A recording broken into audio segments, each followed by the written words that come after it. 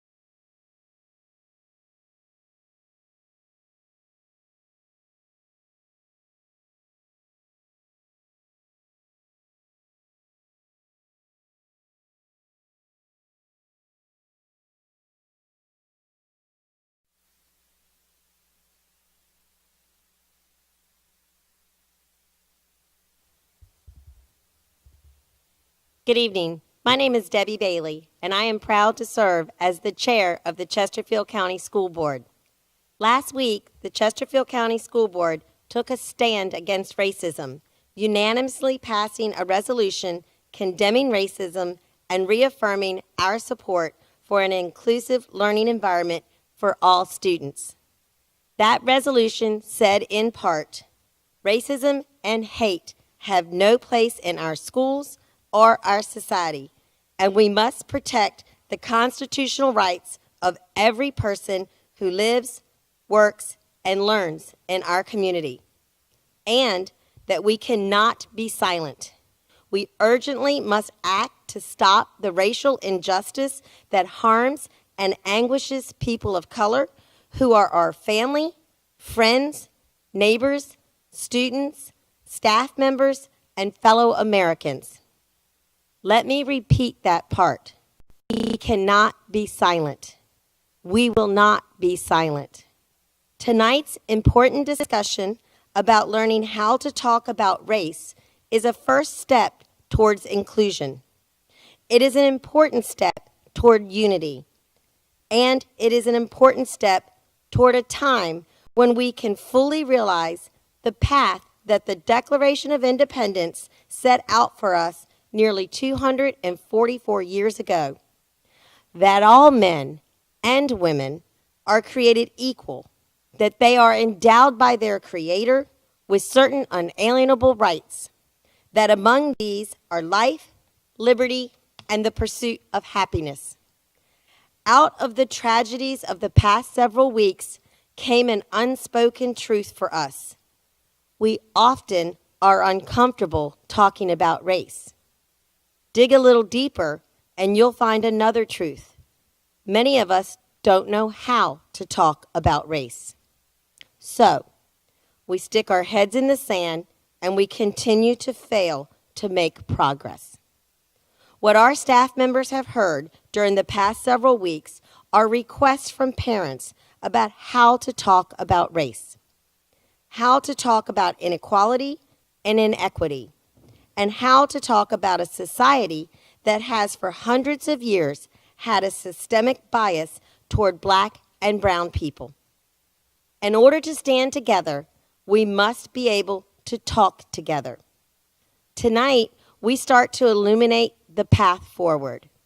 Here tonight with me is our superintendent, Dr. Merv Daugherty.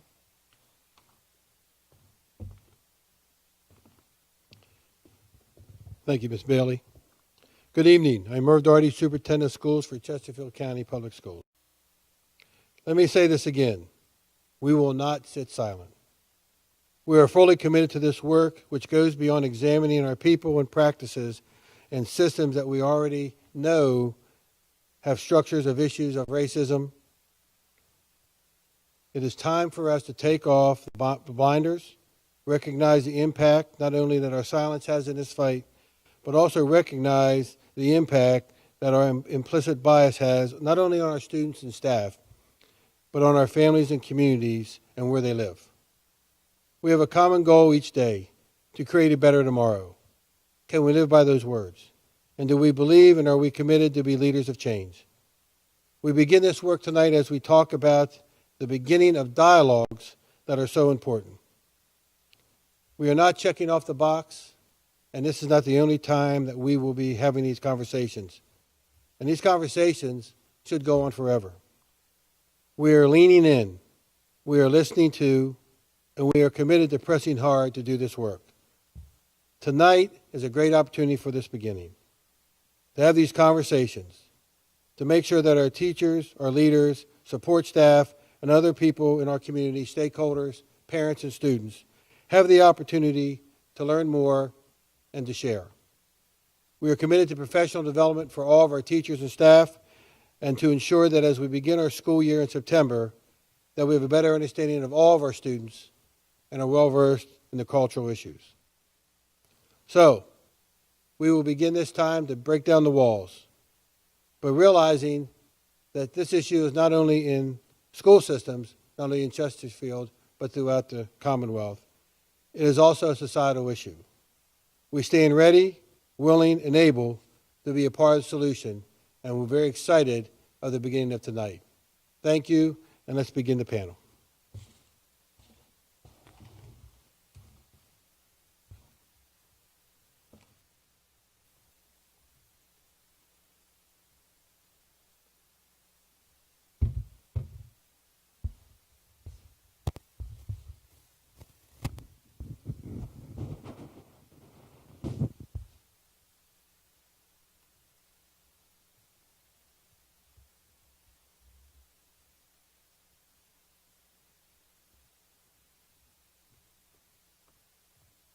All right.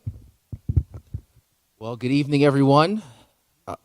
Good evening. And to everyone watching on Facebook Live, thank you so much for finding the time in your busy schedule to make sure that you were present for this conversation, because as everyone has so eloquently stated, that this is a time where we shine light in a very dark place, and it's going to start with us. It's going to take all of us to move forward.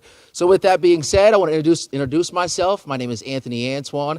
I am a proud resident of Chesterfield County. I am also the morning anchor at NBC 12. I've been in the Richmond metro area community for about 2 years now, And I'm glad we're having this conversation. No matter what walk of life you're from, this is something we have to address. So without further ado, I want to lay the groundwork for what we're going to do here today. And basically, the purpose of tonight's courageous conversation is to simply start the conversation. The Chesterfield County Public Schools, the district, they've addressed the need, and this is just one of many conversations moving forward. So with that being said, we know this can be tough. How do you start this conversation? What do you say? Not everyone knows exactly how to do that. Nevertheless, feel comfortable even bringing it up. So race inequality has become extremely difficult for a lot of people, but we cannot shy away. And then when we do find the time to talk about it, are you really asking the real questions to get to the crux of the matter? We're going to change that here today. We've gathered some very important people with some great ideas and some great perspectives, really diversifying the panel to give you at home a little bit of some nuggets along the way to get you started. So it's a good time to start talking about how we can experience the world differently and why that makes such a richer community if we can move past this together as a nation, as an entire globe. Again, this can be hard, and we should vow and all agree that no harm is intended with this discussion. Every single person on this panel here today is coming from a place of love, and because they are coming from a place of love is why they have volunteered their time to be here today. So with all that in mind, I want to introduce our panel here today really quickly. We have Travis Jones, the pastor of Motivation Church and CCPS parent. Tim Joyce, president and CEO of Greater Richmond YMCA. Marcus Leggett, pastor of Shiloh and Mount Pleasant Baptist Church and CCPS parent. Jennifer Rucker, Director of Equity and Student Support Services, Chesterfield County Public Schools. Lauren Wynne, Coordinator of School Counseling Services at Chesterfield County Public Schools. And last but certainly not least, Mr. Jonathan Zur, President and CEO of Virginia Center for Inclusive Communities. Great people on the panel here, so we're going to jump right in because all of the questions really were generated from you. So even if you're joining us here today and you didn't get an opportunity to submit your question, you might have a question that was already posted to our Google document, so we might answer that today, so stay tuned. So Jonathan, we're going to start with you, if that's okay. So the recent events over the past month that we continue to see play out to this day, it's been something that our kids are watching, that our parents are taking in, and they're trying to figure out, how do I even have this conversation? So first, address this for us here. Why is this dialogue so important to have, and how does that really help change things moving forward? Well, thank you, Anthony, and thanks to Chesterfield County Public Schools for bringing us together and engaging in this conversation. You know, I think that it's important for folks to be able to be with one another and learn from one another. So it's not enough to be adjacent to diversity, and even that takes some work. Our society has been set up in such a way that folks don't always have the opportunity to be proximate to those who are different from them. That's true in terms of our neighborhoods, it's true in terms of our school structures in many ways, it's true in terms of our houses of worship, some of our civic groups, some of our workplaces.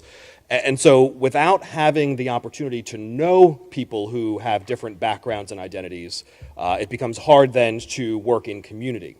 So then we need to take the step to really think about, how do we know them deeply? And one of the ways to do that is through conversation and through dialogue.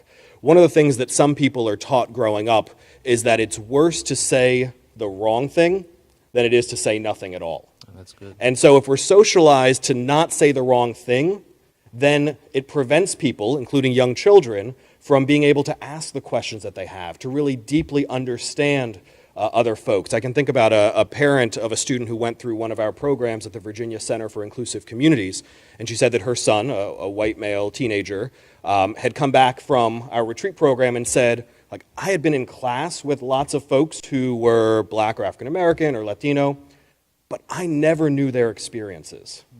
And so by having the opportunity to really sit and listen, and he said that his classmates didn't fully understand what his lived experience was, his classmates from other backgrounds.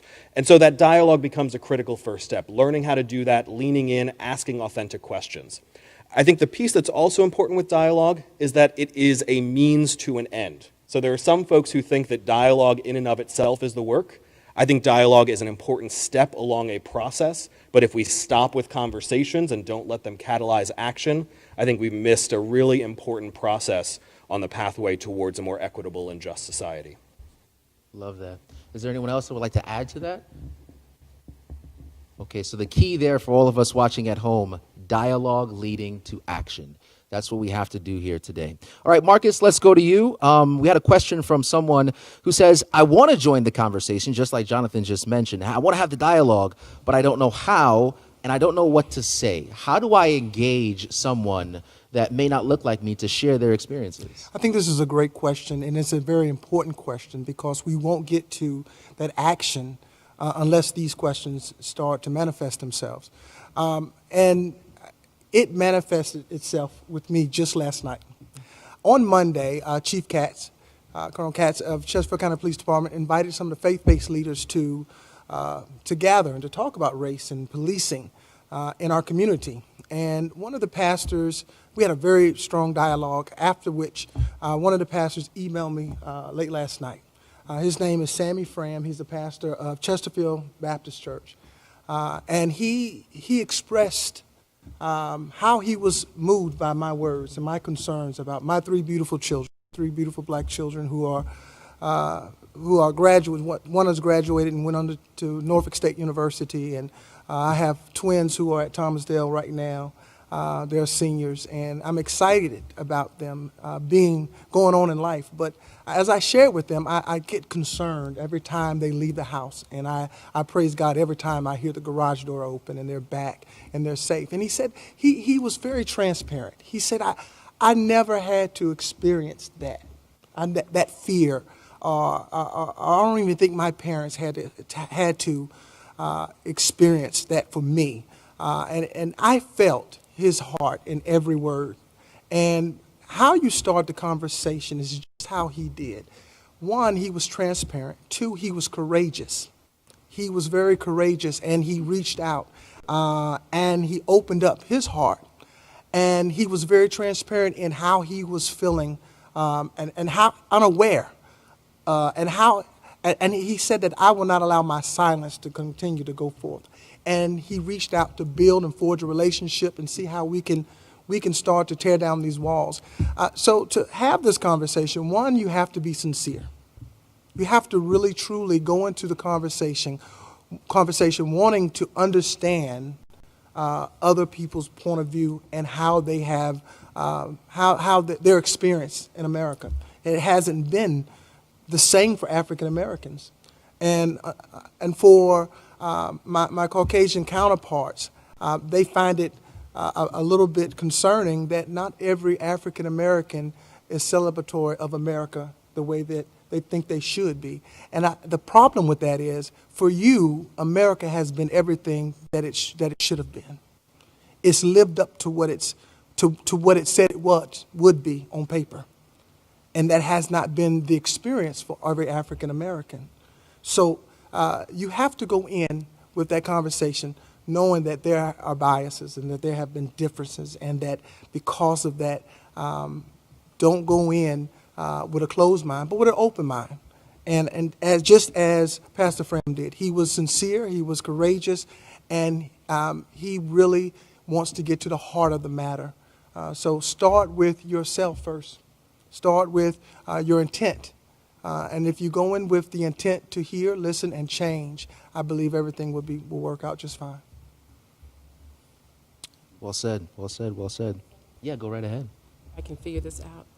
I just wanted to jump in on this because I actually, after 7 days of being frozen, literally frozen after the events that had taken place on national television, I reached out to a good friend of mine who's white, and her husband's a cop.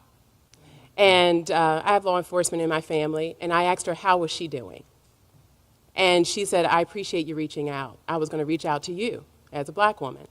And we had a very good conversation about trauma. And what does that mean? And why are people responding this way? And I've invited her and her husband to speak to me and my husband about everything. Once we can get to a place where he can get off the street and we can talk. And we just cried. We talked about it. She knows the pain. She knows of it. She's empathetic. She doesn't really know, but she's willing to listen. But she's having to make sure that her husband knows so that he understands who he's seeing and why he's seeing those things. And so for me as a black woman, I had to reach out to my white friend because I expect the same for them to come back to me. And I think that that's something that we don't see often. Sometimes there's some, good to know, and not on your news broadcast, but, make you happy. But it's happening more than we are talking about. And so this conversation, this courageous conversation we're having here is a nice platform. But the real work is when you're sitting at home after the news and you pick up that phone and you reach out to someone. Even a Facebook post got my college friends from a predominantly white college. I was one of 3 black people that graduated from my class. They reached out to me, inboxed me, and said, I need to talk to you. And as heavy as a burden it is as it could be, I'm still going to receive them to have that conversation. And they've promised me that they will continue to have that conversation. And I'm just proud of that opportunity. And I think if we just do one person at a time, I'm that hopeful person, but if we one person at a time have those conversations and be transparent and open to dialogue, then I do believe that we can change things. I think we can change perspectives as well. Absolutely. And I just you said something very critical, that you're willing to have that conversation. And I think that's very important, because before, even if you were willing to have the conversation wasn't being had. So now we have an opportunity to dialogue. And we can't let this go. We can't miss this opportunity. We can't miss this opportunity. Shame on us if we are 6 months, a year down the road from now, back at this table having the same conversation. Shame on us. Absolutely. I saw during one of the protests, I saw a sign, a poster that really struck home, and I think it's relevant to what you guys just mentioned. It was a middle-aged white woman at a protest, and her sign said, "Sorry I'm late, I had a lot to learn." Right? And that's truly powerful, because that's in essence why we're here, because this might be something people have never talked about before. But if you are open and you're willing to have the conversation and seek out the information and read a book, you know what I mean, and educate yourself in different ways, you understand. And when you become empathetic, then we become a collective, and then we move forward. So that was very relevant. That struck me when, Marcus, you mentioned that. Travis Jones, someone says, I never bring up race because as a white person, I was taught not to. As a person of color, what do you want me to know? I feel like that's such a loaded question. I will first unpack it by saying, why was they taught not to have a conversation? I think that sometimes, and most of the times, I'm just assuming, just based off history and conversations, is that I think a lot of people didn't want to have the conversation because they may be afraid of what the conversation might expose. What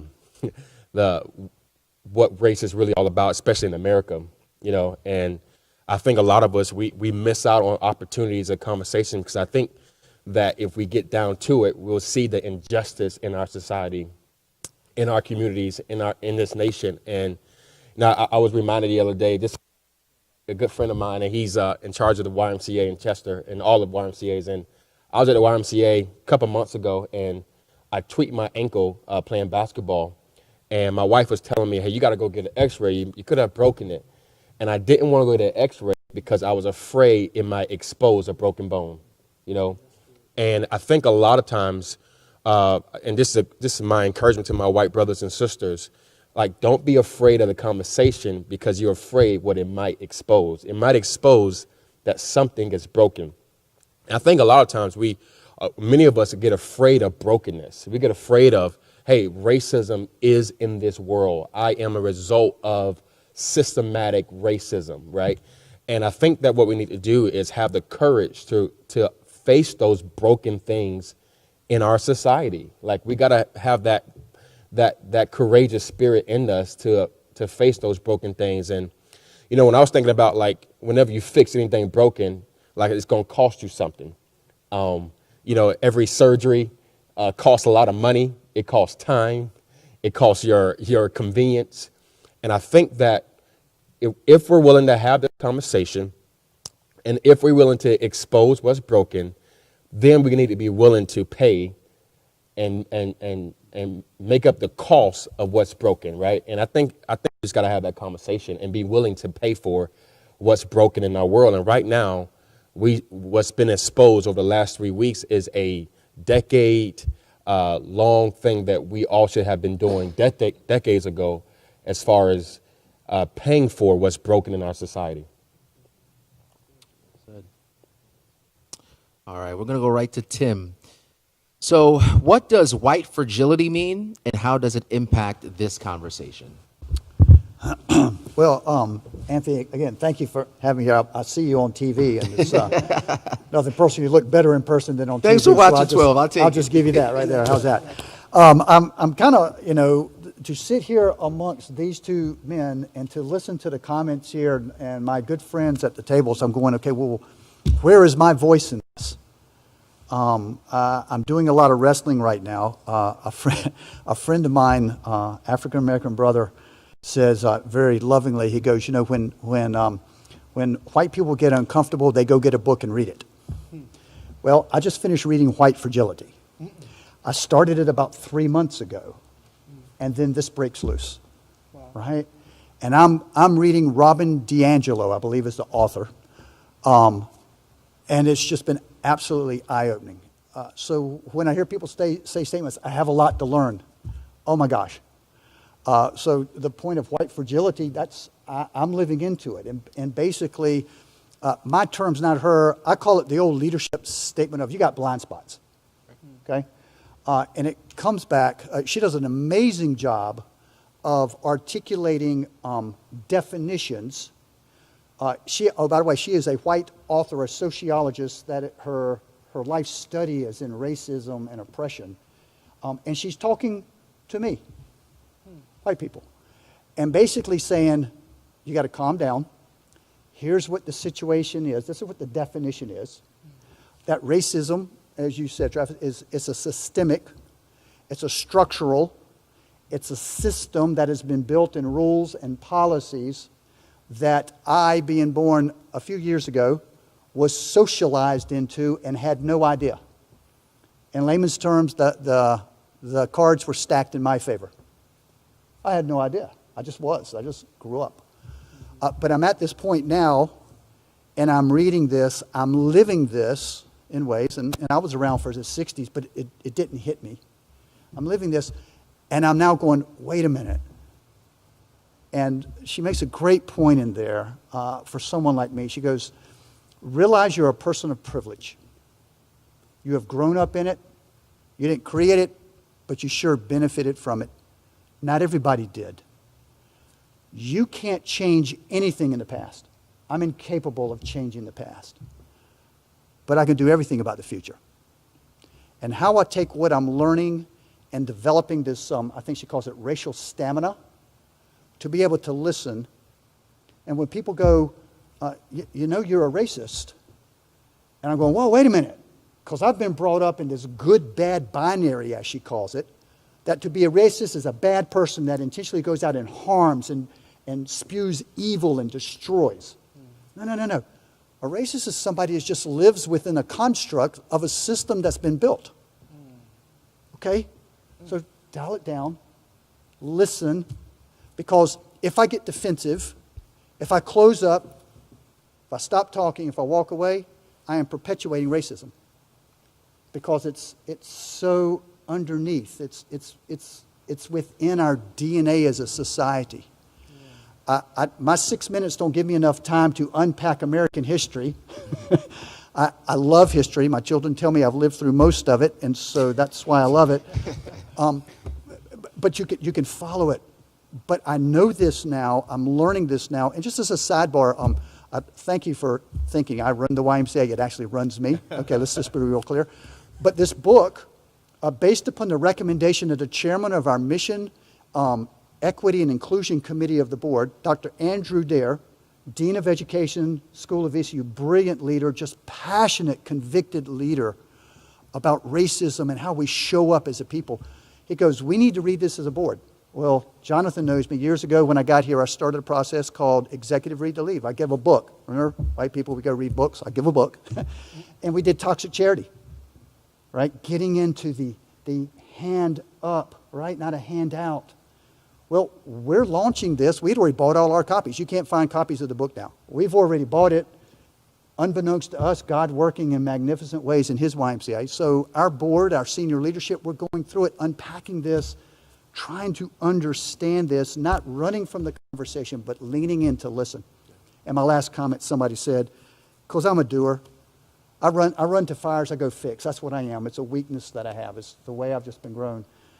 And I need to pause and listen and to go, TJ, you know, authentic listening is doing something. Just be still and listen. That's a long answer to a short question. I'm so sorry. Listen, If I could respond to that, Yeah, go ahead. I just want to commend you because, I mean, over the last couple of weeks, I've had so many conversations with some of my white brothers and sisters who take personal attack that I think that you hate me because I think that you benefited from a systemic problem, right? And I think that if we're going to move forward, we gotta remove our personal agenda or pride out the way, and let's look at the problem and let's address it. So I just want to even commend you in front of all of us that you're willing to be bold and say, you know what, I benefited, but you know that I don't think that you hate me. And that's how we move forward. Like, it's just us doing our part, us realizing where we are, and just little by little we do our part, and that's how we're going to move forward. I also wanted to weigh in on that. I think it's brilliant and courageous to say I'm a part of a system that I benefited from, that oppressed others.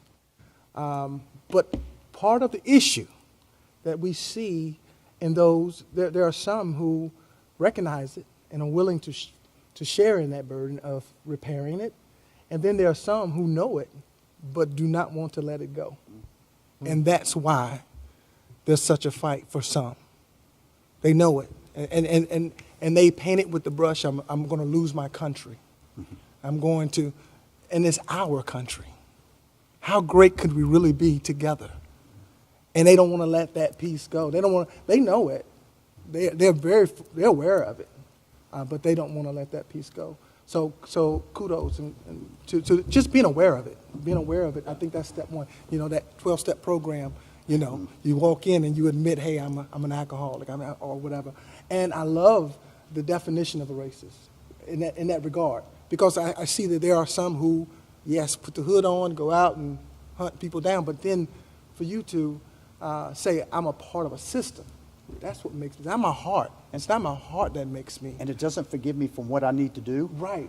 And most of what I'm talking about, I mean, really, this book has been tremendously impactful. So I give all credit to the learning I have right now to D'Angelo. Right. I highly urge all of us to read that book, especially my white brothers and sisters, because I'm learning. It's uncomfortable. Right. Let's be honest. It's uncomfortable. Right. Okay? It's a context there. My staff hear me say, and I'm not doing this out of a self-beating up or whatever, but a lot of people can look at me, and I am the poster child of what's wrong with America. I am the white, elderly, gray-headed man that has grown up in privilege. I sit at the top of the food chain of a very significant organization with all the authority and all the power other than the board. Right? So you can see me as that poster child. I'll say it again, I can't change anything in my past. Right. But I can sure take all that authority and everything that I have in my fiber of which God has given me and convicted me of and say, okay, now how do we move forward in this amazing organization called the YMCA that when you look at its principle to put Christian principles into practice, and it goes on, but let's just stop there. I put it in a t-shirt. How do you love? How do you serve? And how do you care for all? And what do I do as this person that sits in this seat right now for this moment? There'll be another that follows. But right now, with what I know and what I'm gaining and I'm learning. So, I've got a question. I'm sorry. I just want to respond to Travis when you said that it's important for us to remove ourselves personally, take yourself out of it, and basically do the work. I think you said something about that. One of the things I had to focus on was creating balance so that I could focus. I'm okay with doing that. I'm a former counselor. I know how to talk myself back to get the job done. How do we get people to do that? I think that's where the passion and the emotion that's behind all of this that's taking place. How do we help people? And as an educator, how do I help my colleagues actually remove themselves from it to know that the bigger work is the 64,000 children who are coming back to us at some point after the pandemic? Sure. Yeah, I think for me, what I meant by that is, I don't mean that we remove our personal responsibility to fighting against racial injustice, but what I do mean that we got to remove the personal side of us that feels attacked, right? And some of us, we feel like I'm attacking you if I speak on racism, and I'm not attacking you, I'm attacking a system, right? And so for me, and even from the framework that I come from, that like I'm not against Tim, I'm just against the system. So how about Tim and I get together and let's tear down the system, right? Because if we tear down the system, we both benefit. And that's why I just hope all of our white brothers and sisters know that, even have a hard time with this conversation. Like, we will all get better if we tear down the system. It's not just black people get better or brown people get better. Like, our city will move forward so much if we tear down the system. So that's what I kind of meant. Like, if we can move that part of us that feels attacked, that pride in us, and so that we can all move forward. Yeah, I just want to add one more thing. This side's going strong. I agree wholeheartedly with both of you. That system, attack that system, and Tim, you said I'm the poster child. I'm at the top. I feel like. Well, let me say something that's going to be very controversial. I'm not ashamed. I'm not afraid to do that, because when you talk about that system, when you get to a place where Tim is at, when he's been enlightened and when he realizes that he's a part of a system where that puts him at the top of the food chain, by default, he's there. What he is starting to recognize and to realize is that he's been systematically poisoned as well. He didn't know it. He didn't build a system. He was just put in the system. Now, I'm not trying to let a whole bunch of other people off the hook, but what I am trying to say, when you get to a place where you realize, where you want to help your black brothers and sisters, you realize that I benefited from a system that's put me at the top, and I didn't even ask for it. They just used me to progress other things. And you're just, you in some cases, in some way, you've been victimized as well. Mm-hmm. Yeah, it's excuse us if we just have a conversation over here. We'll get back to y'all. Yeah, we're coming back. How long is this going again? You know, what's interesting, Mark, is I hear that is we speak in comfortable words, diversity, inclusion. I believe in them and I understand it. Mm-hmm. But my world, my first part of my life wasn't diverse. Mm. What did I lose in the flavor and the fullness and the richness of life by not having that diversity? Wow. And since I've been here in Richmond, I've been in Richmond now 7.5 years. I came from Raleigh, North Carolina. I'm a North Carolina Tar Heel, all right? Don't hold that against me. There it is. I knew there was greatness about you. I could tell it. But what have I lost? And now in these last 7 years, and my friends know it, I had a good life in Raleigh, but the richness and the fullness of my life here, which has had me walking in uncomfortable struggles that I don't know and I'm not greatly equipped to handle, other than what God has given me in my soul, and He knows where I am, and I seek Him first, and the rest comes. My life has been so rich and so full in the struggle. Kind of like the struggle will give you strength, so to speak. What doesn't kill you makes you stronger, as they say. Mm-hmm. And so that the piece of that, I'm now starting to realize it. Yeah. And I'm now starting to see, as D'Angelo says, the things that are code words that many times came out of my mouth for years. I'm colorblind. I don't see color. All I'm doing is I'm just keeping racism alive and moving. Right? And it's like, oh my gosh, I had no idea. Thank you. All right, now how do I not do that again, and how do I call that out of myself? And others are around me. It's just not in a convicting way, other than when I relentlessly interrogate myself in the mirror at night. Did I live into the fullness of what I was given to do today? But in terms of how do I just help for a time such as this? And I say that, for a time such as this, I sit in this seat. I won't be here for long or forever. God has given me a gift to be here. He will take me to something else. I got it. So I won't have that voice of the YMCA anymore. That runs me, right? But it doesn't mean my voice goes away. It's just different under how it uses.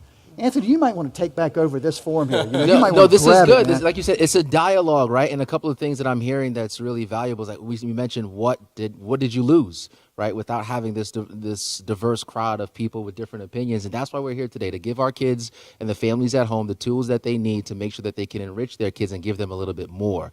And another piece that I wanted to mention is that if you see Travis and Tim, right, you guys feel comfortable having this conversation, right? What happens next with Tim? When Tim gets that enlightenment and he has an understanding, when Tim is in different circles where Travis is not present, Tim then has the wherewithal to challenge his friends, right? And that's where you do the multiplying, right? That's where we can advance this conversation and make it move further. So good stuff. Keep talking. Trust me. Say that, yes, he has the challenge, but Tim needs training. He needs help with that, because that's an unfamiliar, uncharted territory. And it can go awry. So Yeah. he needs help and support allies. So, The yeah. stamina, So it's right? The okay rhythm. that Tim is reading books. Tim is Yes, Tim part is- of the Tim is reading. And then the next job. step is to talk to Good job. people about Yeah. books, to Yeah. say, how does this fit? Yes. And one and thing I'm learning, again, I'm sorry I'm talking so much. I'm learning is that there has been this default that it's the responsibility of my brothers on both sides to carry the conversation of racism. I just met Jennifer last week, and I stepped into a vulnerable space, and I was just watching her face and said, may I speak?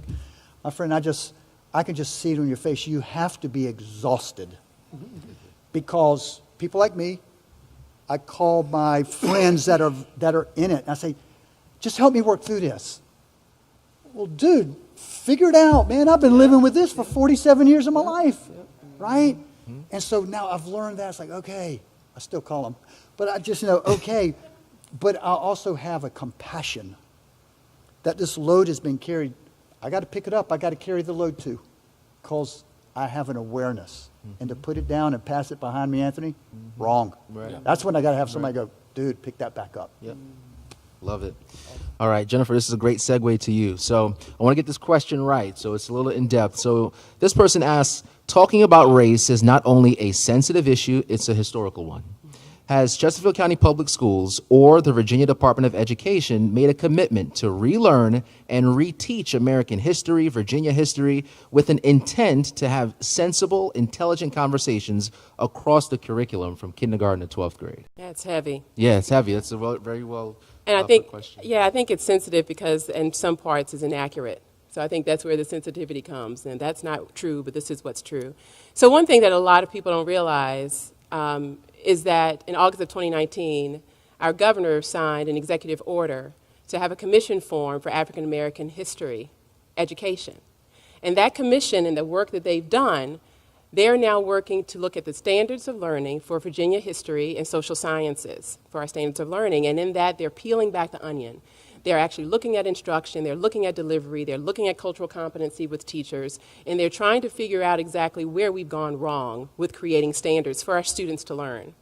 In addition, that commission, that order actually, was tasked in asking the Virginia Department of Education to actually work with Virtual Virginia, which is our online program for students to learn, as well as teachers and professors, to figure out how to create a high school credit-bearing African American course. Go to the website, Google it. That's my answer, is Google it. When people come and say, give me an answer, I'm like, Google it, figure it out. Google's your friend. And so I think, being in this space, being, in a school system where I've been for many, many years, it's so important for us to educate ourselves on what's happening in our world. We can stream all day long, Netflix and all of that stuff, but you got to know what's happening in your community. And so for this to kind of not been something that people knew about was shocking to me. That commission actually had listening tours, and I went to one of the listening sessions at the Black History Museum, and they had panelists there, they had the commission there talking about the work, and it was fascinating. It was a lot of emotion. And they talked about what we are going to do next. So we're excited to see what the commission is going to put forth to the governor. I was on a session on a webinar this week and heard about the work that they're doing with Secretary Carney. And I'm just really excited because it's a powerful group. And I'm proud to have worked with some of those people. So I was kind of like a spy listening in, even though it was public. I felt like a spy. But it's fascinating to me. And I will pause before I go to the second part about what we're going to do. Just to kind of tell you a little bit of context as why I'm so excited about this is because I was one of 4 black students in my AP course in a rural town that I love and I grew up in. And we were in AP U.S. History. And if anybody knows about Advanced Placement U.S. History, I was a former school counselor. Kids cried all the time because it was so hard, because it's so rigorous and tough. It's one of the toughest AP courses out there. But I was front row, geek as I was, loving my teacher and loving the curriculum. My friends, my other 2 black friends who were in the course with me, we were excited because African American history was chapter 8.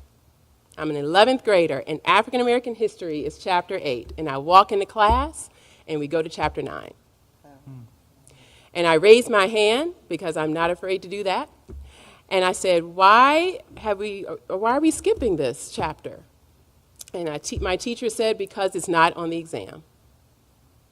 And so I read it on my own. I was very distraught. Spoke to my family about it, spoke to my friends, we read it together. But being in the rural town that I was in, I couldn't go find any more about it. Card catalog days, there was no Google. If their literature wasn't in my public library, I couldn't get to it. I knew there was more coming up. So this part here, this question, thank you whoever asked the question, is so important to me because of my history, and I'm getting my doctorate now, I'm working my doctorate, and there's still a lot that I don't know. When you have to go to a movie to figure it out, that's a problem. So what are we going to do in Chesterfield County Public Schools, right? So it's beyond history. So the VDOE is going to come down with whatever the governor is going to tell us to do based on this commission report, and we're going to do what we're supposed to do as a district, always. However, I think it extends beyond history, because as a former principal, I know that it's important to have those cross-curricular conversations with your children to engage them. There's so many ways to do that.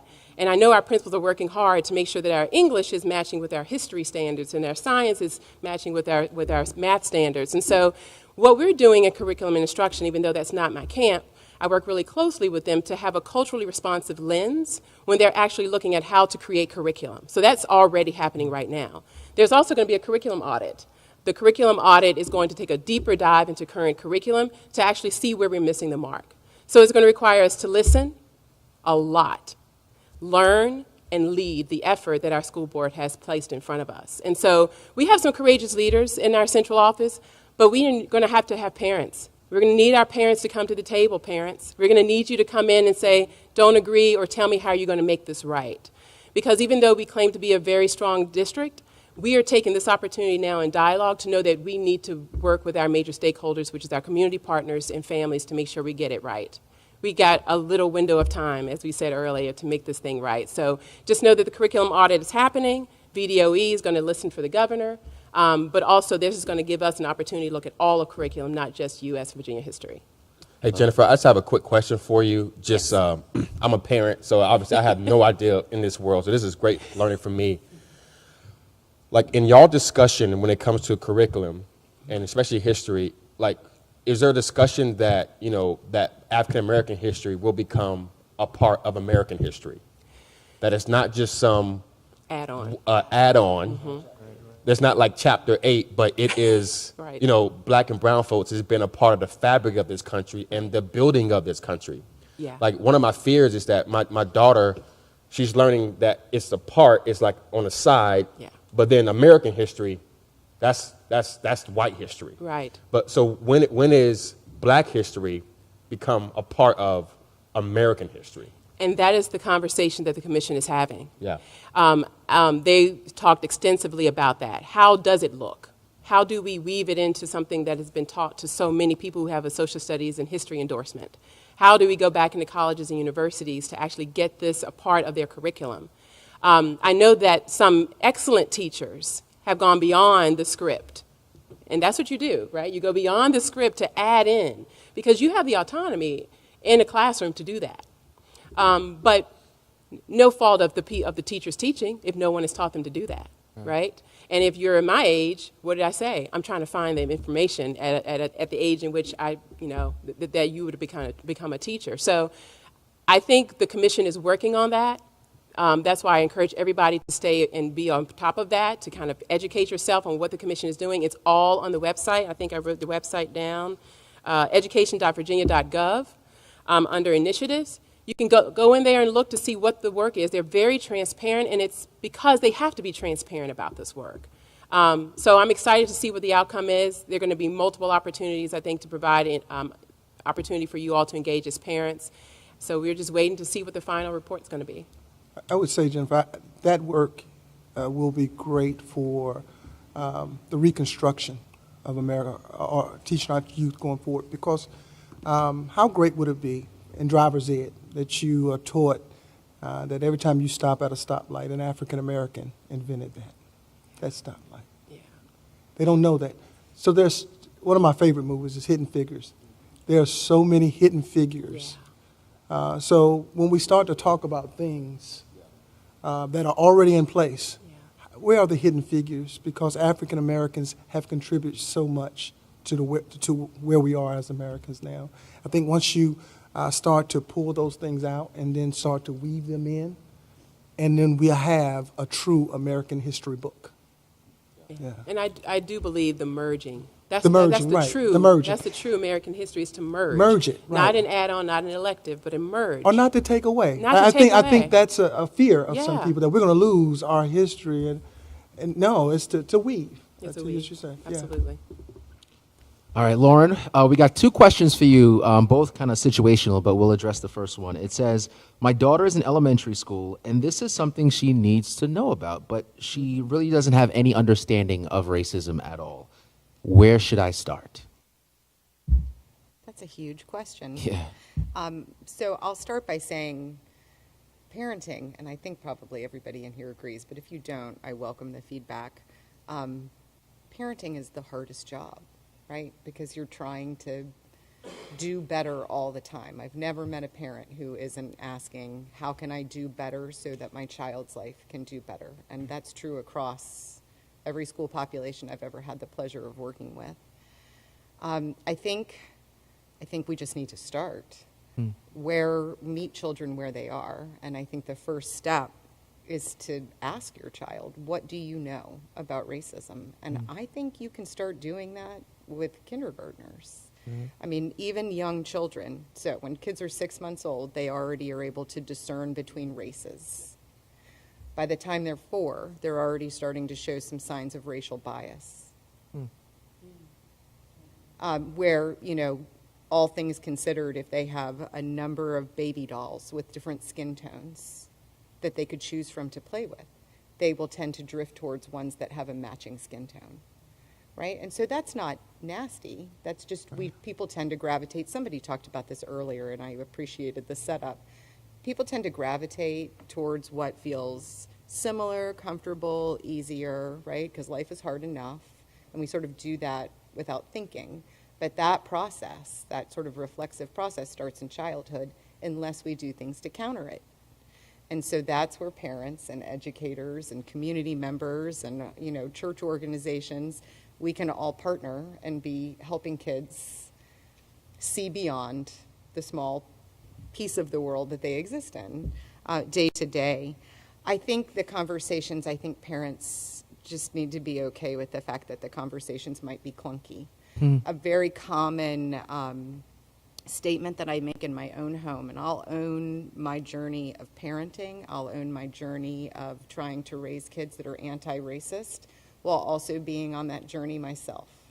I say to my kids regularly, gosh, I don't know the answer to that.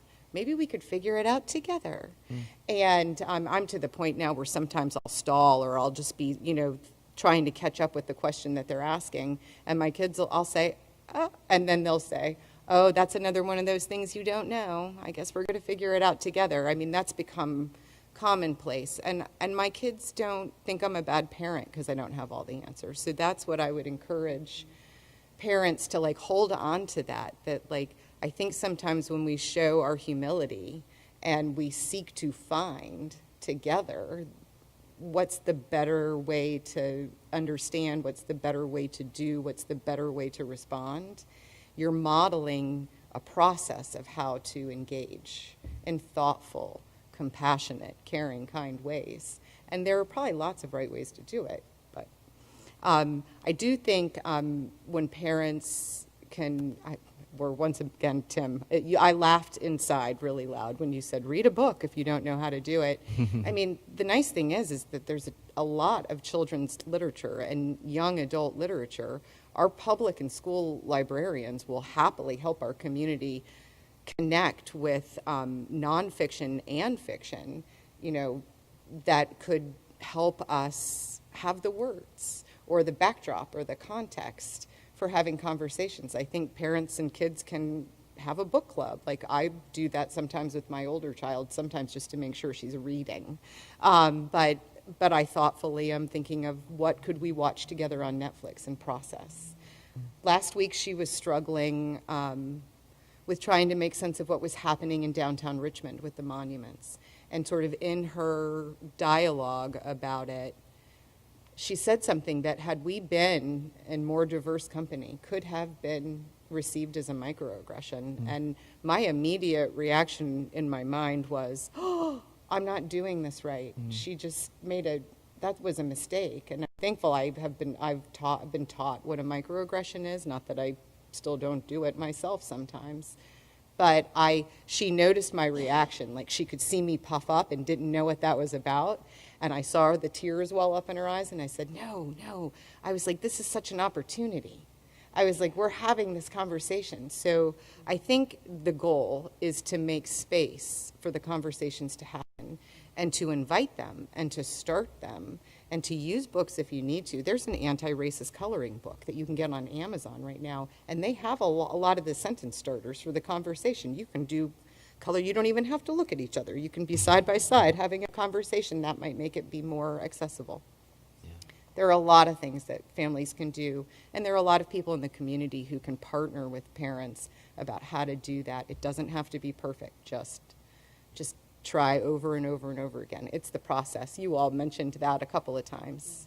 It's the successive attempts to be better and do better that are going to get us closer to where we want to be. Yeah. And this, you kind of answered it already. This parent also, the second part of their question is, so one of their peers, a situation, if one of their peers says something like, I'm not allowed to have black, and if they came home and your daughter came home and told you that, how do you have that conversation with them? I think you kind of touched on that a little bit before. Well, the nice thing is that it's not nice. The bad news is that situations happen over and over again. So we have plenty to work with to be able to have conversations. When things come up, receive them as opportunities. And I think the seeds of what to do in situations like that are already planted in some of the work we do with kids about bullying. So we talk about don't be silent, be an upstander. If you see something, say something. If you hear something, say something. The only thing I would share, I think, beyond what I've already talked about, is that you can have a ton of conversations with your kids, but if they don't see you walking the walk after you've talked the talk, it's worthless. I mean, it's not worthless, but it undoes it. It neutralizes it. If you say, you need to speak up if somebody says something that is unkind or excludes or harms another person, but then you're at the ballpark or in the cul-de-sac and an opportunity goes by for an adult to say, what did you mean by that? When somebody says something that's harmful or hurtful. All the kids are watching. The kids, adults have always been the model. We give kids all of their cues. They look to us when things are stressful, and those are the times that we need to sort of expand into the moment. All right, we're going to go back here to Marcus. This parent says, well, we know racism is a learned behavior. He says, I know what to do when someone says something that is blatantly racist, but what about someone who says something inappropriate but didn't mean to? How do I address that? There we go. Says something appropriate, Inappropriate, not mean to. And we know that racism is a learned behavior, so it's been taught. I believe Lauren really helped us here to understand that. I want to approach this question this way. When we talk about learned behaviors, you mentioned there's a lot of things going on with our monuments downtown town. When one constructs a monument, it is to commemorate or to celebrate the contribution that was made by that individual or individuals, or to commemorate an event that happened, to say that this happened and we are who we are now because of what happened at this moment. Because we are where we are, those monuments have served their purpose. They are a symbol of where we're trying to come out of. And that behavior, every time you see it, is teaching you. You learn that behavior. And so the monuments that have been erected and still serve as a symbol of divisiveness and racism, those monuments continue to teach. And so for when we are silent, we now put in ourselves this untaught, this unverbalized teaching of racism. So now it is planted a seed in someone that just becomes a part of the system and just comes out because it becomes a part of the norm. The norm is that it's okay to have these symbols of racism that are here, and because we don't say anything, because we don't do anything.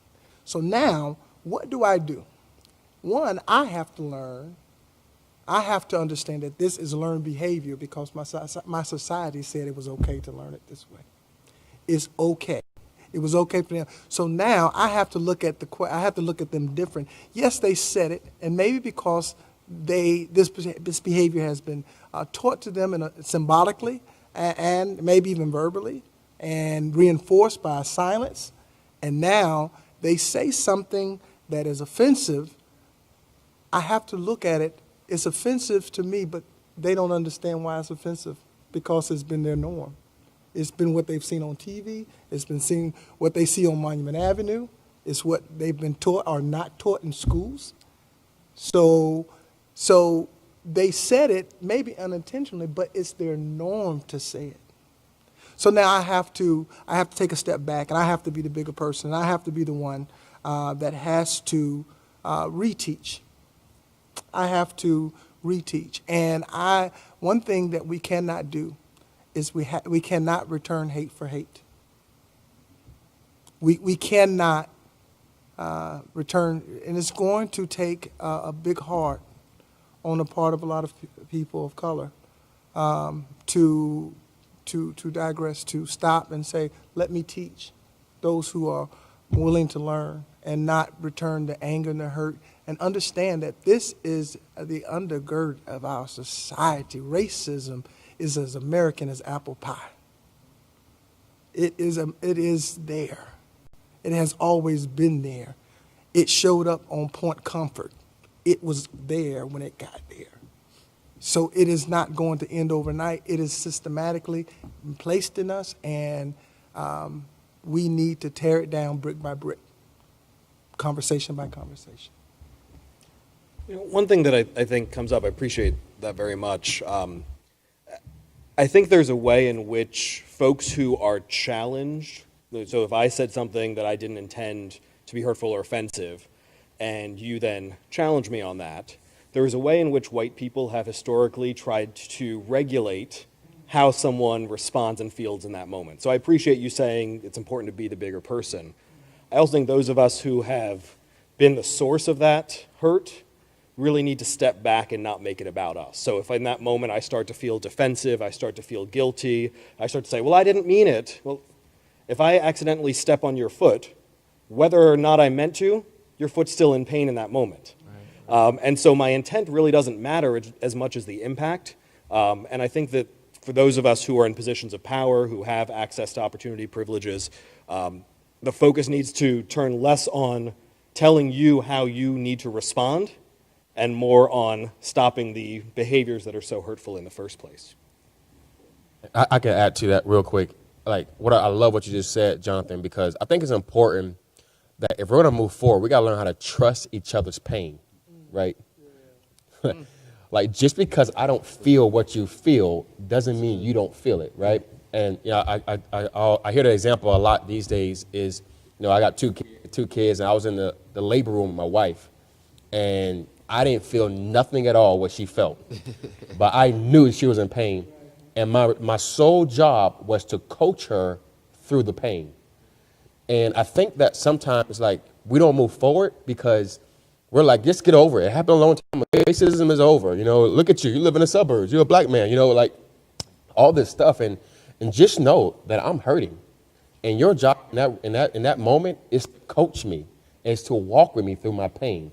And not for me to try to explain my pain to you.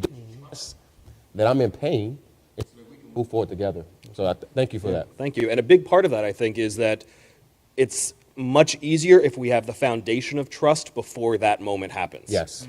So when my team, when we work with educators around Virginia, one of the things we've said a lot is if the first conversation you've had with your students about race and racism is after August 2017 in Charlottesville, or after what we've just experienced, or after you're already too late. A crisis is the worst time to try to start building trust. And so that doesn't mean we shouldn't do it. It just means that foundation is harder. So to trust someone's pain means that I trust that person, that I have a relationship, that we have empathy, and then it becomes easier to do that. But if we don't have that foundation of trust, then it becomes easier to dismiss the other person or try to tell the other person how they should feel or how they should react in the moment. I'm literally taking notes. This is good. I hope people at home are doing much of the same. This is good. Let's go to Tim once more. This question is centered around implicit bias.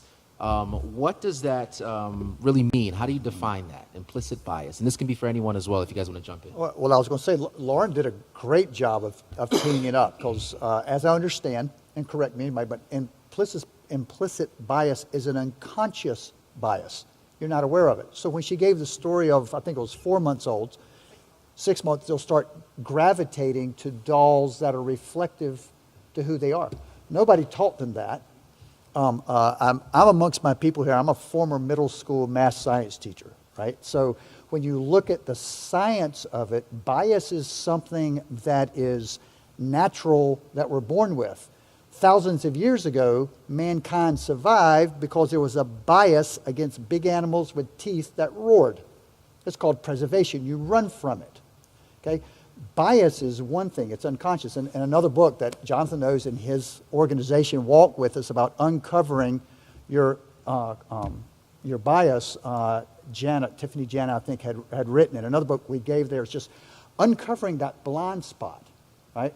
And Jonathan, you'd probably be a better person to speak into it, but you know, Lauren started just teeing it up, this unconsciousness, but then to take the point of stepping into it and say, okay, well, where are my blind spots? What am I not seeing? What have I been socialized into in this dialogue around racism for the last umpteen years of my life? As my wife says, buddy, you're just clueless, right? You're just clueless on this. And one thing to step in, Jonathan, I loved your piece and the way Travis came back. If you step on somebody's toe, right, get off of it, the pain. But think about the reflex. When you step on somebody's toe reflexively, most people go, oh man, I'm so sorry. Well, when we say something that offends somebody through this unconscious bias, and they bring it to our attention, can we not, in the spirit of like, I am so sorry, I did not know. You go there with that posture of ask for forgiveness as one human being created in the image of God to another. And then from there you build and go. I wish we all had trust, but trust is built by doing life together. And because of the systemic, institutional, and structural racism, segregation still is alive and well, number one, in our neighborhoods. So we don't have a chance to build trust with those not like us because our lives don't cross that way. You know, so I just want to step in it, but I will yield to my friend that is much deeper in this knowledge of work here that's been a great teacher to me. Thank you. As I'm trying to just understand this bias. Thank you. Yeah, I think that when we think about this idea of implicit bias, one of the things that's been most astounding to me, Timothy Wilson at the University of Virginia has a statistic that the human brain takes in 11 million bits of information every single second and is consciously aware of 40. So if you think about that funnel, Everything you hear, everything you feel, everything you taste, everything you see, all of that information is coming out, and we're aware of a very small amount of it. What that means is that this implicit or unconscious bias is messaged by and informed by our societal structures. So I think some people try to give themselves a pass. Well, I didn't know I had bias, it's unconscious, and so I didn't do anything wrong. Well, the reality is that we are products of our structures and systems. So all of the messaging we're getting from media, all of the messaging we're getting from family, all of the message we're getting from our curriculum, from our teachers, from our houses of worship, all of that is giving us messaging about what's right and wrong, what's good and bad, what's acceptable and what's unacceptable. And if we're not critical consumers of that information, if we're not aware of those messages coming in, then they can become those pop-ups that can create preference towards one person and negative reaction towards another. And I've kind of skipped around for a couple of questions, but we've been on for about an hour now, and I want to revisit one thing specifically, which was white fragility, because I'm seeing this question kind of pop up a little bit. So if someone's just joining us here today, this seems to be a popular question. So if anyone wants to jump right in, just kind of define white fragility, because this person now says they previously misunderstood what it meant. And now they are open and willing, and they would love someone to kind of define it and kind of help them lean forward and lean into it. Yeah. Well, anyone? TJ, you want to? There's a great book. Right. I mean, I really can't say that enough. And I'm not a great reader. But for me as a white guy in reading this, it was challenging, it was conflicting, and I just had to pause and just say, okay, just put the defensive down, because that's the very thing. When you're defensive, it's just perpetrating the whole thing. You got to put your defensive down. You got to. And I've always lived with a statement that leaders must be lifelong learners.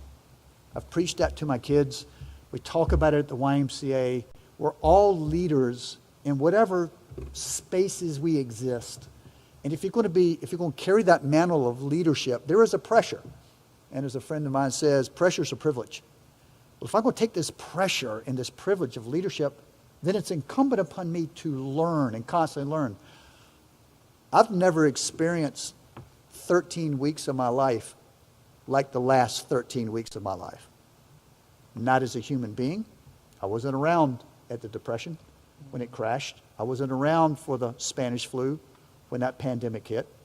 And I was here for the 60s, but it was grainy black and white TV, and it was somewhere else. The last 13 weeks of my life have changed.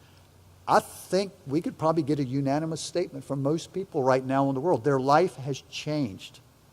Therefore, as a leader, I have to learn. There's a whole new dynamic here. And part of it that has come to just my good fortune is this book. A good friend, Andrew Dare, said, you got to read this book. And I did. And now we're going to champion on. So it's, I'm not an expert. Yeah, another book that I've recently read, it's by Mal McPherson. It's called The Third Option. And he talks about, in the book, the idea of how this world has been set up for right-handers, right? Yeah. Like the doors, yep. The school desks, even scissors, even me, like I'm a golfer, right? So I play golf. It's more expensive for me to buy left-handed golf clubs than it is right-handed golf clubs. And I think what right-handers don't know, they just don't know how the world's been set up just for them. That's good. And I think that, and I think it's a perfect illustration to know that, just for my white brothers and sisters, the world has been set up for you.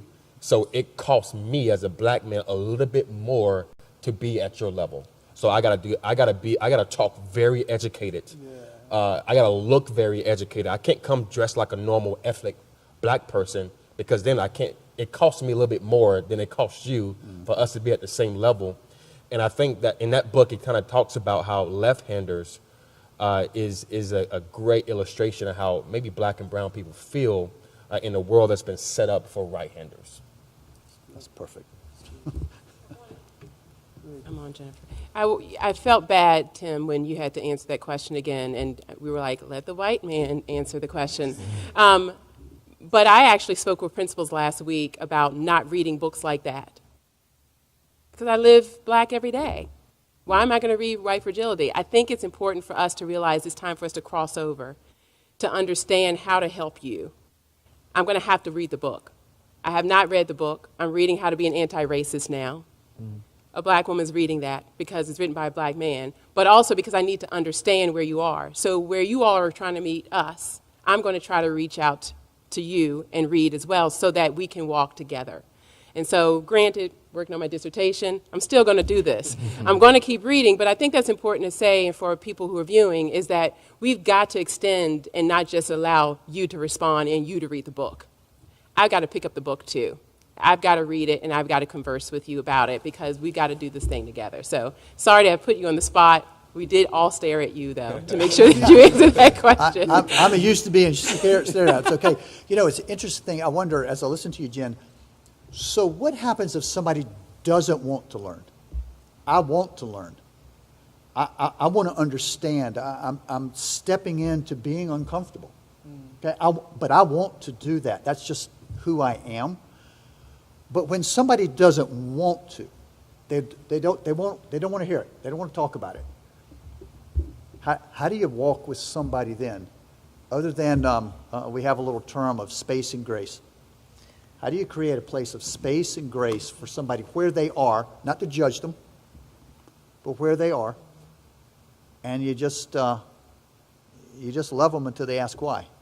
I wish everybody, was just as open in it, but let's be honest, not everybody is. Yeah. For me, I'm a hopeful person and a prayerful person, and I do believe in faith over fear. But I do think that you have to meet people where they are, and if there's a level of respect, we can get through this. It's a level of respect. I've always said I don't walk into a space needing to make a lot of friends, but you're going to respect me. And I think when we're talking about issues of systemic racism, you need to respect me when I walk in the room. I think the racism happens when there's a lack of respect of what my walk looks like and how it's different from yours. So if you don't want to journey with me, let me continue to journey with others, but don't stop me from moving forward, and don't stop others. I think that's the courageous conversations I've had with many. And I would be foolish to say that, in every organization that we're going to have people on the same path, but we've got to push those people out if they're not going to do what's best, especially in an educational environment. We're responsible and tasked with human beings. 64,000 human beings are coming back to us. We've got to do what's right by them and for their parents. And so my job and what we do in our organization is we signed an oath to do the best that we could to produce the best human beings, to be decent human beings possible. And so I have a feeling that I think we're going to win. I think we're going to get people to be respectful, and I think we're going to have those infinite learners out there who's going to want to do the right things because those are somebody else's children. Mm-hmm. Just piggyback on that. For those who do not want to learn, and Jennifer, I agree with you that they'll be pushed out because why are we here today? The goal here today is to start a conversation that shall shift our society. So if that goal is achieved, where would that leave those who do not want to learn and not want to participate?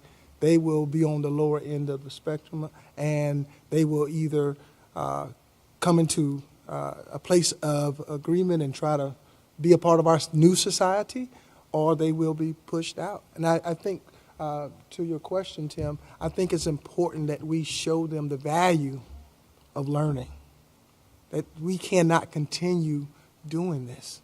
We cannot continue living this way as a society.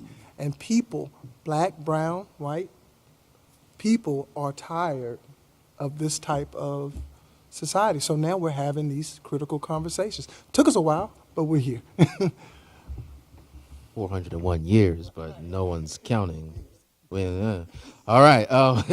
So another big portion of this is a very important question. I almost asked this at the front end of this conversation, but I'm glad we kind of worked our way to this point. So this person says, help me navigate this question. Black Lives Matter versus All Lives Matter. What is the difference, and why is it so important for me to understand the difference?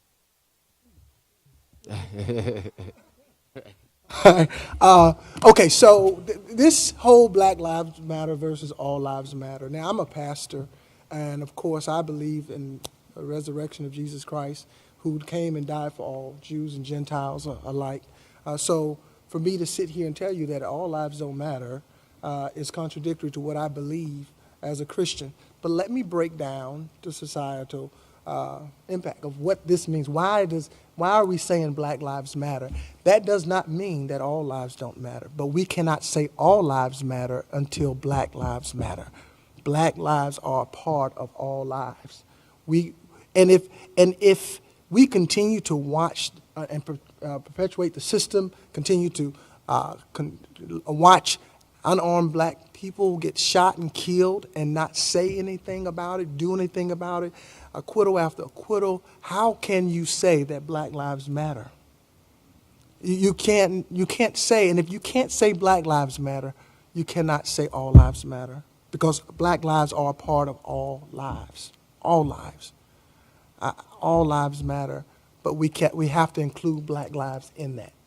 And it has to show. We cannot just say it and then we treat it a different way. It has to be a part of our system that continues to love and grow each other. So, yeah, I think it's a fear that maybe the All Lives Matter camp have, that, hey, maybe I'm being left out of the narrative. Right. And we're not saying that you're being left out of the narrative. We're just saying we just want Black people to join the narrative. And honestly, you think about like the very words of it, Black Lives Matter. We're not saying, like, we're not even saying Black lives are equal. We're just saying they matter. Like they matter. You know what I mean? And so I think that it's a term that, and obviously there have been some association with the term, and I think it's being robbed. The true meaning of it is to bring Black lives to the narrative so that we can be treated equal. That was the original meaning of it, and obviously it's been hijacked by certain groups and things like that. And I think we got to make sure that we don't allow those small sets of it to really take the whole campaign of Black Lives Matter that started off by saying, hey, we just want Black lives to matter as much, so that when someone get arrested, you know, I'm not sure if you guys been kind of following the latest trend on social media about how, you know, when an African American gets, you know, pulled over or arrested for a crime that they should go to jail for, I mean, they're getting killed, and you know, a white person can kill 9 people and get taken to Burger King before they go to jail. And so, like, the whole idea is that we just want to matter. We just want to go to court. Like, we want to be tried in court. Like, we want the ticket. Like, we want the jail time. Right. We don't want to die. Right. So I think for me, that's like what I see as the Black Lives Matter. We just want to join a narrative so that all lives can matter. Absolutely. And I believe that how we matter is critical, because our skin has become a weapon, weaponized our skin. So that's why Tim can get pulled over and maybe have a different outcome than myself. I'm immediately a suspect. I'm a big Black man. I drive a big Black truck.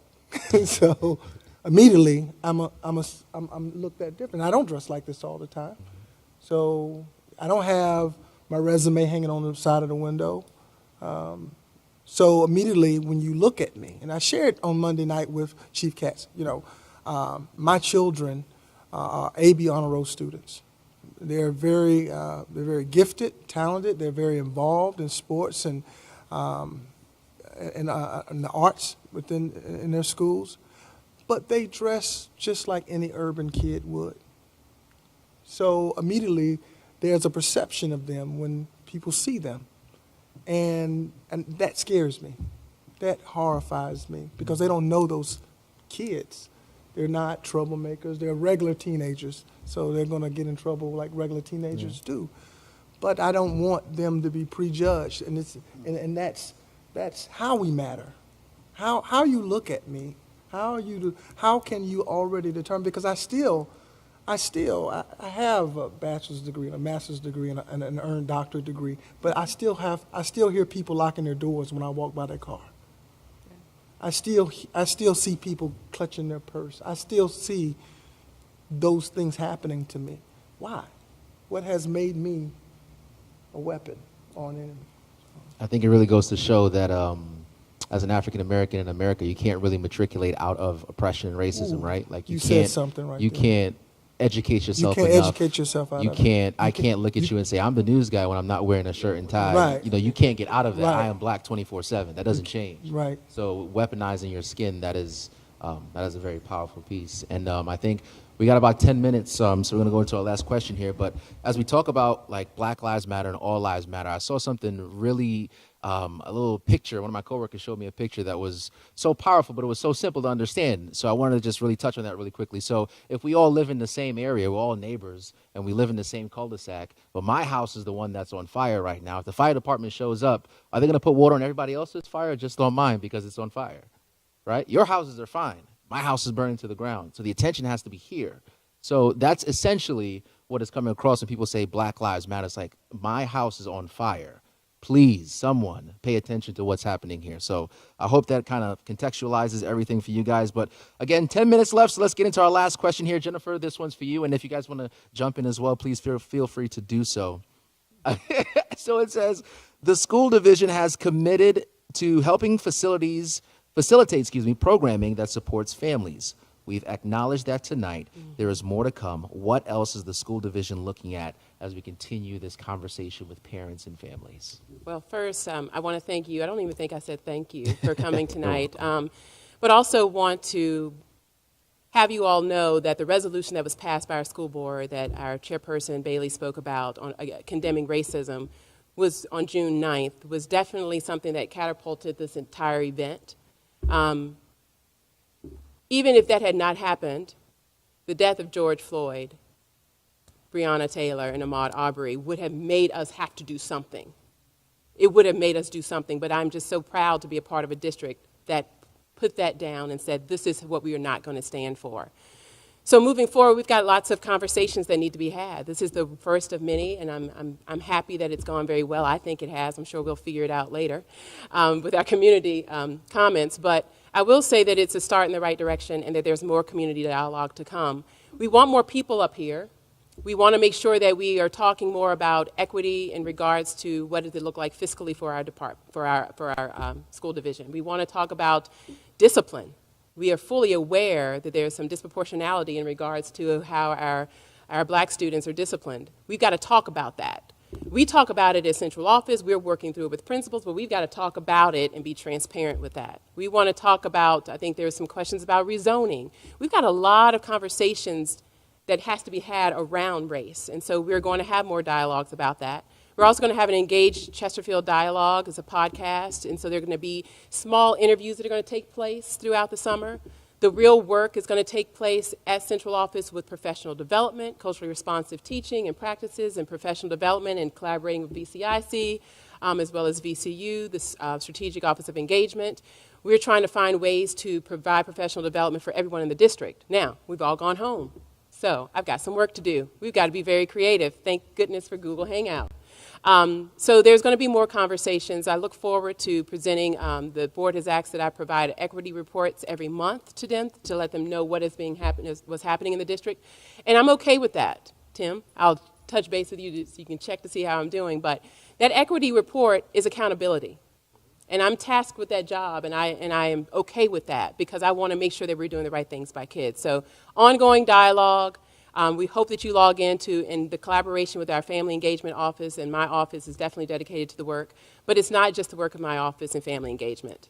This is a lift for the entire district. I have said that for 2 weeks now. I know they're tired of hearing it, but get ready because we got some work to do. So look forward to it. That's good stuff. Okay, so we got about 5 more minutes left, and I want to have some closing remarks. So if you guys can just take 30 seconds, what would you like to implore to our families at home, or what is the one thing or the one nugget you really want them to walk away with from this conversation?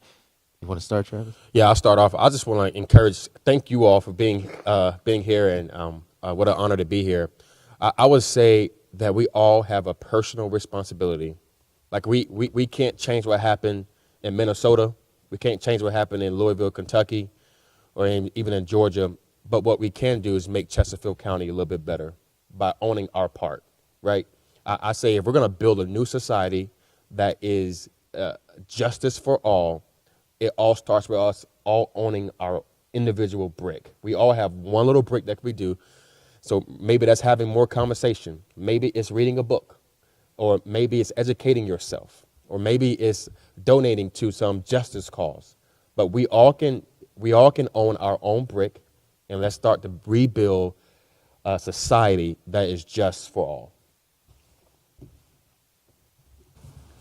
I have this feeling we're going this way. I guess for me, and as I would put to all those that are listening that have a passion around Chesterfield County and this public schools, the best I can do, as a friend told me, is I can show up in imperfect effort. I'm flawed. I'm starting to uncover and become more aware of the world and the system I lived in and I live in, and I'm willing to step in and be uncomfortable, because first thing is I'm not going to take it personally. Though I wish I could say everything was great at the YMCA. I do get emails and I do get phone calls. We just recently dropped a post. Some of y'all might have seen it. I'm not on social media, but anything that goes out, the final responsibility is mine, and about Black Lives Matter. And so I get a lot of comments that come back on that. But I would probably say in the context of this, if you're going to change the world, every great movement has begun with youth. If you look at the ones that are leading the voices in the rallies and the demonstration, it is the young people, that the teenagers are doing some amazing things for people to come together and have dialogue and listen constructively to move to a greater place. And I would say pour into the youth. So Jennifer, one of the things we're looking at the Y, my staff always get nervous when I start talking about things that aren't approved, and especially that I'm on Facebook Live here. But as you're building your curriculums, and as we're looking at our teens, we have leaders clubs, we have achievers clubs. One of the things that we are discussing bringing in is how do you help young people learn a constructive and appropriate place for civil discourse. We have a First Amendment right to speak. We have freedoms. We have the ability to vote. We're not going to take a political liberal, conservative, right, whatever it might be, but how do you help young people that are convicted and passionate about this world we're about to give them to have that civil dialogue, that discourse, how to control and properly use your voice in ways not only that people hear it, but that people listen to it. This is something that we're working at the YMCA with our 1,000 teens that we have, that we're going to step into, not as experts, but to bring others into it. But I wonder, because the thing I guess I would say to Merv and Tim and the group in here, 20 years from now, 15 years from now, they're in charge. And if we don't do everything we can to pour into them just a rightness, a justice, as somebody says, to make things right, if we don't pour that into them, we don't have a hope. We're just kicking the can down the road. I would say that as a society, that we start to have conversations that seek to eliminate, tear down, disprove, and go beyond the stereotypes. You know, we have built this perception of each other. Not all cops are bad. Not all black people are murderers and robbers or lazy or what have you. But these are stereotypes that we have built our thought on society with each other. And if we continue to believe in these stereotypes without understanding and knowing the person, get to know the person, and for his or her faults or what have you, live, learn past the stereotypes.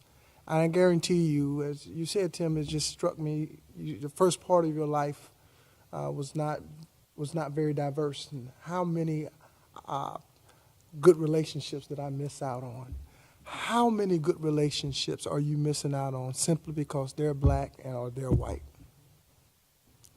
How many good relationships, opportunities are you missing out on simply because society has taught us that you go to your corner and I go to mine?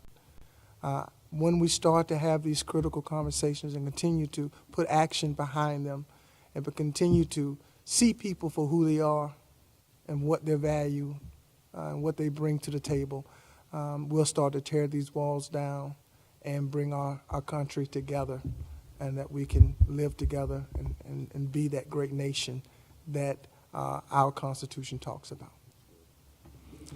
Well, Tim, you spoke about, when can we have this dialogue? In the classrooms every day. Teachers are phenomenal. They are knocking it out. Bravo to teachers, even on Zoom and Hangout. That's where that conversation takes place, and they do it so well that they don't even know they're doing it. They're allowing students to have conflict, and they're working through those conflicts, and students are being educated. So education, I believe, is the catalyst, and that is what's going to move our nation forward. So we got to get back in schools. That's a whole other story. Because in our neighborhoods, we're segregated. School is where we come together. And so when we get into our school system and in our classrooms, which we still need to, get some more desegregation in our classes, let's be honest, we've got to use that opportunity to engage in dialogue. I was a former principal. They called me the helicopter principal. Yes, because I hovered over my kiddos, but I also had hard conversations with them and with their parents. And I won't say I was the best principal. Of course, we are all works in progress, but I was proud of my years that I spent in that school. And it was some very tough conversations, and with my teachers and with my kids and with my parents. And I think by us just working together through hard times and good times and celebrating together, we were able to really see what diversity does for us. We were able to see that. Me as a black principal in a predominantly white school division, they were able to see and break down those stereotypes. Because again, I come in every day black. So I'm not going to apologize for that, and woman, by the way. Those are the things that I walk in without saying first. And so I had to I broke the stereotype of whatever they had perceived. And in that was through education. And so I am excited. I'm excited about the challenge. I thrive off of challenges. That's how I've always lived. And I think that if we use this opportunity to continue to educate each other and our kids, and if we as adults are responsible enough to model what it is to be a true adult in this, then our kids will follow behind. So we are held responsible. I would ask that our parents work with us in our school division, in all school divisions, because it's a tough gig. Work with us, push back on don't judge us, because we're trying to figure it out on our own. And then collectively, we can make sure that your kids become decent adults.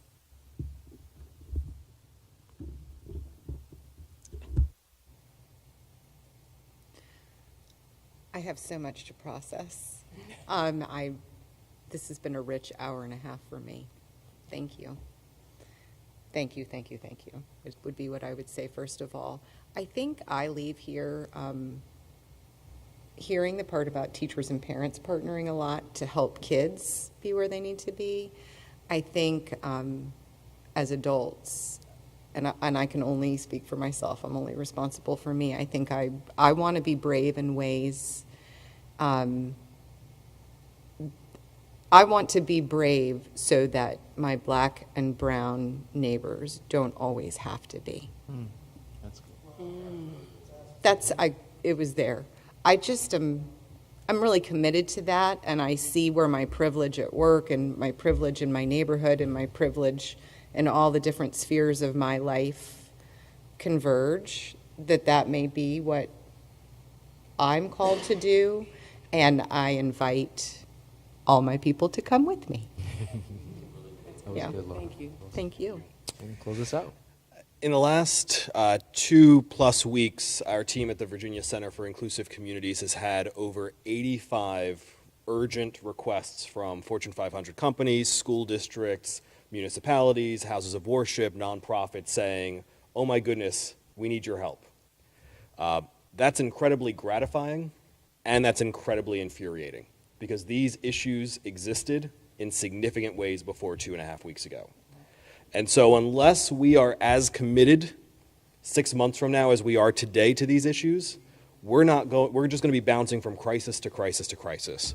And so my hope is that we can really respond to this moment with a sustained commitment. Our team at VCIC says a lot that inclusion requires intention.